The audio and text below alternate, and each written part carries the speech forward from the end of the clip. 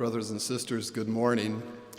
Sister Chambers and I are very pleased to be here with you, especially in this historic assembly hall. I am so grateful for the spirit that has been brought to us this morning by the prayer, the testimony, the music. It's been wonderful. And I want you to know of our great love for President Bruce and Sister Linda Cush. They are truly amazing people, and we love them very much. I understand that you have here at the Business College a campaign or a theme entitled Discover, Grow, Become. I hope that my remarks today will not only complement that theme, but encourage it as well. I can think of no greater compliment for a disciple of Jesus Christ to receive than to be referred to as an instrument in the hands of God. The Book of Mormon gives us examples of many such references applied to worthy disciples.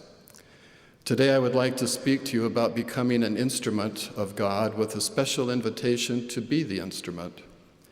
To accomplish my task, I will use the 1 Nephi chapter 17 account of Nephi being instructed to build a ship. From his experience, I will share 5 principles that I hope will bless your life as you go forward from this great institution to, symbolically speaking, build your own ships, to cross your own oceans, to arrive at your own promised lands of divinely appointed opportunity. You will recall that Nephi and his family, after 8 years wandering in the wilderness, came to a land they called Bountiful because of its much fruit and wild honey. A large body of water bordered this land, and as you can imagine, they were very happy to be there. Not long after their arrival, the voice of the Lord came to Nephi, instructing him to go to the mountain. It was here on this mountain that the Lord said to Nephi, "Thou shalt construct a ship after the manner which I shall show thee." Now I do not know what a Jerusalem boy like Nephi would know about shipbuilding, but we can imagine that 8 years in the wilderness was likely to give him ample experience in construction techniques, improvisation, and making do with what you had. Perhaps that would explain Nephi's response to this commandment of the Lord to build a ship. Said Nephi, "Lord, whither shall I go that I may find ore to molten, that I may make tools to construct a ship after the manner which thou hast shown unto me?" You see, I think Nephi's wilderness experience taught him something important, and that is, give me the right instruments or tools, and I can do anything. Building the ship was not the difficult task at hand. It was making the tools required to build the ship that was the immediate difficulty. I can understand this at least somewhat. For example, have you ever tried to drive a nail into a wall using the heel of your shoe as the hammer? Alternatively, have you tried to tighten a loose screw using a butter knife? Or cutting a piece of wood with a steak knife? Ashamedly, I have tried all 3 of these unlikely techniques for simple handyman repair tasks, and I can witness to you that none of them turned out well. I blame the instrument. Poor tools lead to sloppy work, and Nephi could not afford to be sloppy in this important endeavor of building a ship that would carry his family across the ocean. Hence, I believe his interest in where to find the ore to molten to make the tools. Now the application. I had read this experience of Nephi being commanded to build a ship many, many times, and had never really thought much about it and whether there was an application for me. Then I began to connect Nephi's shipbuilding experience and needing tools to the scriptural references on being an instrument in the hands of God. Now, by definition, a tool and an instrument are the same thing, except that an instrument, by definition, is designed for precision work. I will use the terms interchangeably. It also occurred to me that just as Nephi needed the right instrument to build a ship, so does the Lord need the right instruments to build his kingdom. While Nephi's instruments may be inanimate objects to be acted upon, the Lord's instruments are you and I, and we have agency. We are free to act for ourselves. This means that being an instrument in the hands of the Lord must be intentional. We must choose to be such. Finally, I realized just how wonderful a compliment it would be for the Lord to refer to me as an instrument in his hands. I wanted that, and I began to wonder how one might earn such an honor. I would like to offer 5 principles that I believe to be necessary if we are to earn the title as an instrument in his hands. The principles are: be available when you are called. Yield your will to the will of the master builder. Trust your capacity to accomplish any task when in the hands of the master builder. Offer your best effort and trust that such will always be good enough. And finally, be true to yourself. I will briefly explain each one. First, be available. Remember, a true instrument is easily found and readily available to the master builder. In the Old Testament, we learn of a young man by the name of Samuel, who was called by the Lord.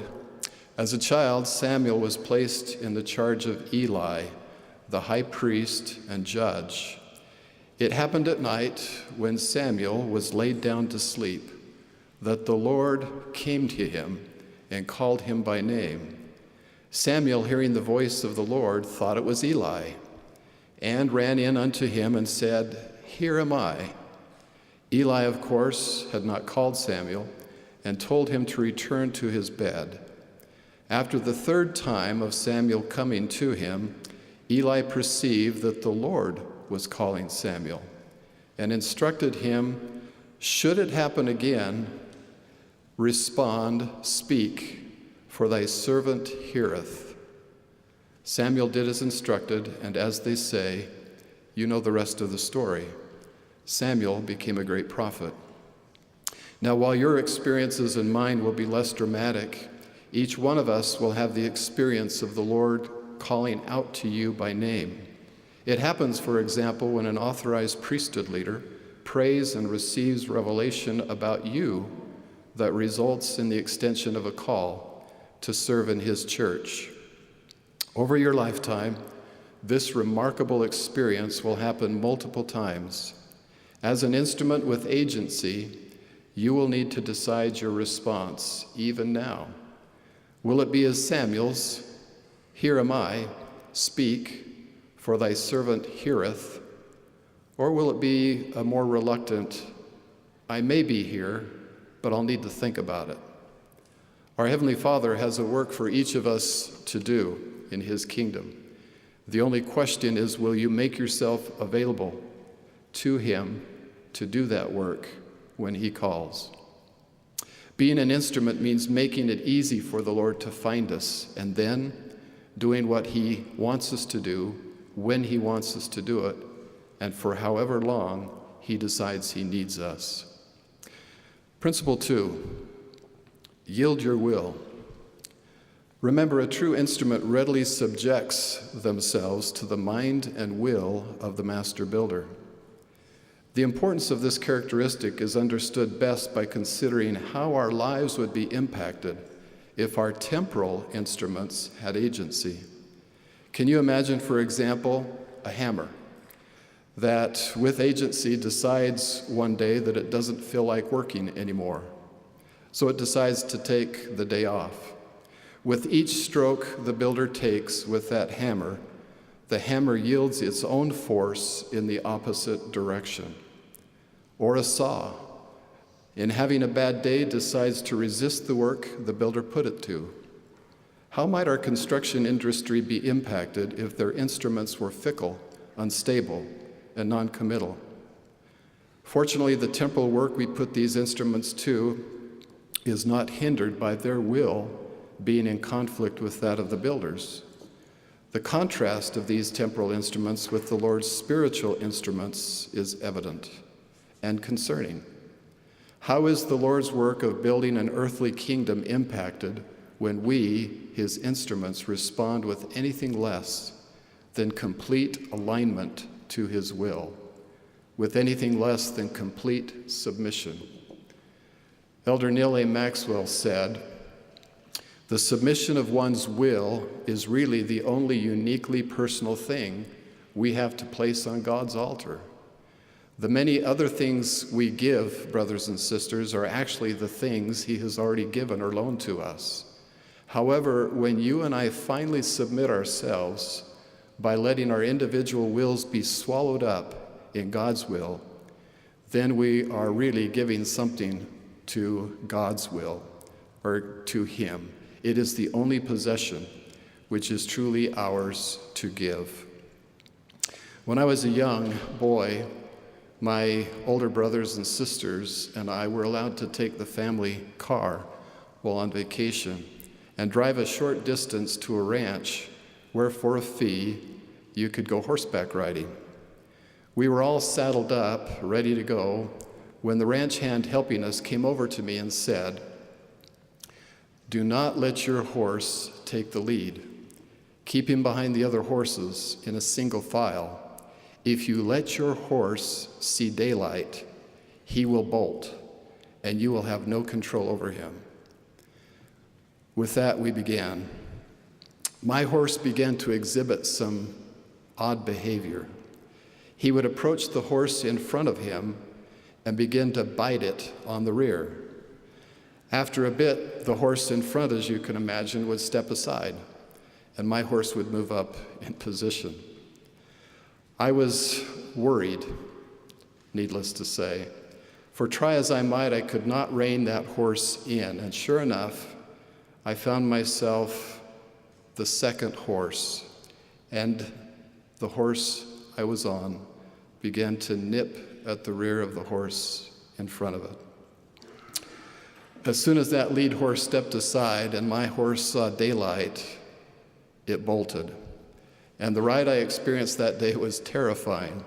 I held on for dear life as my horse sprinted through fields, leapt a creek, and ultimately ended back at the barn where it had started. The ride was over. Both me and the horse were exhausted. I learned something that day. I learned that my horse was not a good lead horse because he had not learned how to follow. He did not know how to submit his will to the one holding the reins. He ignored the signals and cues given him as to what he should be doing and instead did what he wanted to do. In the end, he was an instrument defiant of control. In a day when the Lord is hastening his work, which is today, our day, he needs more than now and then believers. He deserves better than reluctant or resistant instruments. Principle 3, trust the master builder. Remember, a true instrument readily subjects themselves to the mind and will of the master builder in full faith and trust, knowing that what they build together will be remarkable.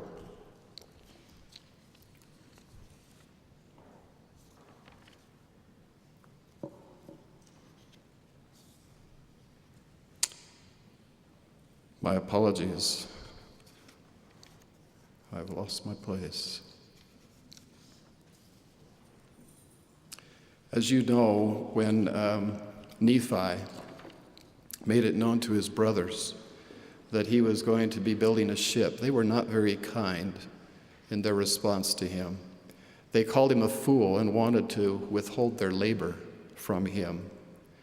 And they thought he was lacking in judgment. Nephi's response is exemplary of an instrument whose heart is not pliable one day and hard the next. He reminded his brothers of the many tender mercies attending their people, the Jews, and their family as they sojourned in the wilderness. He concluded with these powerful words: "If God had commanded me to do all things, I could do them. If he should command me that I should say unto this water, Be thou earth, it should be earth. And if I should say it would be done. And now if the Lord has such great power and has wrought so many miracles upon the children of men, how is it that he cannot instruct me that I should build a ship?" True instruments, like Nephi, see no obstacle so great, no challenge so daunting, as to keep the Lord from fulfilling his work through them. This leads me to the next characteristic of a true instrument. Principle 4, offer your best. Remember, with the help of the Lord, the master builder, a true instrument knows that their best will always be good enough. We must never forget that in the Lord's work, there is what I call a celestial mathematics at work. Whatever we bring to the equation, be it 10% of what is required or 80% of what is required, the Lord will bring the rest. He makes us whole. He magnifies us. He magnifies our capacities sufficient to accomplish the task given. All he asks is that we do our best, that we strive to do something to move forward in a positive way. I take inspiration from this quote by President Gordon B. Hinckley. Said he, "It isn't as bad as you sometimes think it is. It all works out. Don't worry." I say that to myself every morning. It will all work out. If you do your best, it will all work out. Put your trust in God and move forward with faith and confidence in the future. The Lord will not forsake us. He will not forsake us. If we will put our trust in him, if we will pray to him, if we will live worthy of his blessings, he will hear our prayers. Just over 2 years ago, Sister Chambers and I returned from serving as mission president couple in the Salt Lake City South Mission. While serving, we had been asked to receive a young elder from the MTC who was assigned to serve in Australia but was waiting for his visa. He was from the Pacific island of Chuuk and spoke Chuukese. I'd never heard of it. His English was very rough. I remember when he arrived thinking how lost he looked. He was completely out of his element. I wondered what it must be like for a young man coming from a Pacific island of some 50,000 people, and which by our standards would be considered rather primitive. What his experience must be like for him. Talk about culture shock. He was overwhelmed, to say the least, but seemed determined to do his best, like a good instrument. Our introductory interview was short, as we could not understand each other. I assigned him to a good missionary companion and sent him out to go to work with a prayer in my heart to one of our then 89 stakes, and he went to work. After the first week, I received a letter from his companion. He told me how in that first week together, a miracle had occurred. They had actually met a man who spoke Chuukese. As they got acquainted, this young missionary from Chuuk came to recognize this man as the very missionary who had baptized him a few years earlier on the island of Chuuk. Shortly after this encounter, his visa came and he went off to Australia. I have often thought about this experience and what I would consider to be a divine delay. The missionary from Chuuk did not know the missionary that baptized him lived in our mission. I certainly did not know it, but the Lord did. I believe this was the Lord's way of saying to this young man, I know I have given you a great work to do, one that may seem impossible to accomplish. I know you are overwhelmed. I know learning a language and adapting to a new culture is hard. I know you're afraid and perhaps even uncertain of your very decision to serve as a missionary.